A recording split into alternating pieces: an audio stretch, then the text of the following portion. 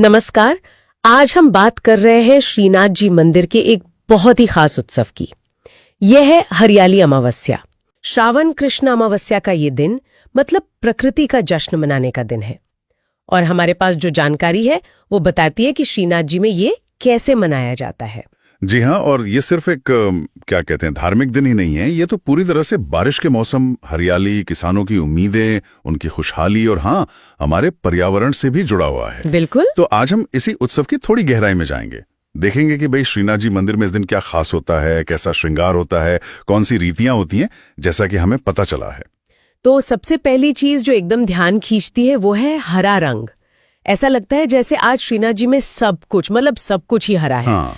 साज, कपड़े, पिछवाई, जो ठाकुर जी के पीछे वो सुंदर पर्दा लगता है, खंडपाट, गादी, तकिया, ठाड़े वस्त्र भी, पाग, पिछोड़ा, सब कुछ हरे मलमल का। बस सा फर्क है इसमें। अच्छा, क्या फर्क है? हरिघटा में ना सैटिन के घेरदार वस्त्र होते हैं, जबकि आज हरियाली अमावस्या पर ठाकुर जी सुनहरी किनारी वाली हरी मलमल का पिछोड़ा धारण करते हैं। ओ, मलमल का। हाँ, और शायद ये मलमल इसलिए चुनते हैं क्योंकि ये ज्यादा कोमल है, प्रकृति के करीब लगती है। सैटिन की भव्यता से थोड़ी अलग, ज्यादा जमीन से जुड़ी हुई लगती है। ये छोटी सी बात भी उत्सव की अपनी पहचान बताती है ना? सही कहा। ये तो वस्त्रों की बात हुई, पर मंदिर का पूरा माहौल कैसे इस हरे रंग में रंग जाता है? हाँ, वो भी देखने लायक होता है। ये थीम सिर्फ मूर्तियों या कपड़ों तक ही नहीं रहती। जानकारी के हिसाब से मंदिर का जो चौक है वहां हरे पत्तों की मतलब बिछावट सी कर देते हैं। पूरे चौक में? हाँ, और जो मुख्य दरवाजे हैं उन पर हरे पत्तों के तोरण बांधे जाते हैं। ऐसा लगता है जैसे प्रकृति खुद मंदिर के आंगन में आ गई हो। वाह, और कुछ खास रस्में भी तो होती हैं इस दिन। मैंने सुना है शाम की आरती के वक्त कुछ खास होता है। जी हाँ, बिल्कुल। संध्या आरती के समय श्री मदन मोहन जी पत्तों से सजे एक झूले में, जिसे हिंडोलना कहते हैं, उसमें विराजते हैं। और उनके वस्त्र और श्रृंगार भी वो भी श्रीनाथ जी जैसे ही बिल्कुल हरे होते हैं। अच्छा। और एक और बात, श्री नवनीत प्रिया जी के यहाँ आज हांडी उत्सव भी होता है। ओ वाह, मतलब उत्सव का हर पहलू इसी एक हरे रंग से जुड़ा है। यही तो इसकी खूबसूरती है।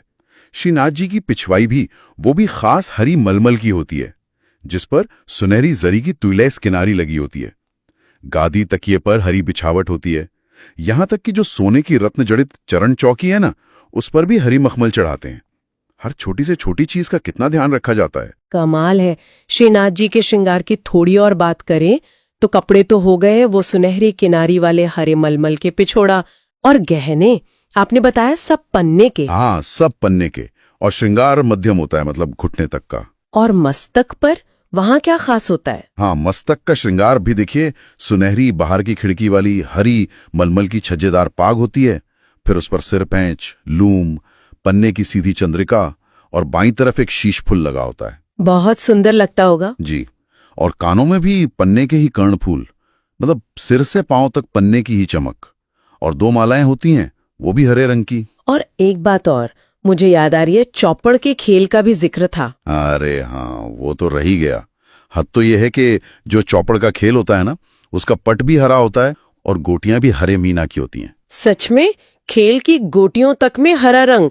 ये तो मतलब पूरी तरह से उस हरियाली में डूब जाने वाली बात हो गई। और यही तो हरियाली अमावस्या के असली भाव को दिखाता है। प्रकृति और उत्सव का कितना गहरा संगम है। ये हरे रंग का इतना ज्यादा इस्तेमाल सिर्फ सजावट नहीं है, ये इस मौसम के आने की खुशी, उसकी अहमियत को जताता है। और इस पूरे हरे भरे माहौल में संगीत मतलब कीर्तन, वो कैसे रंग भरते हैं?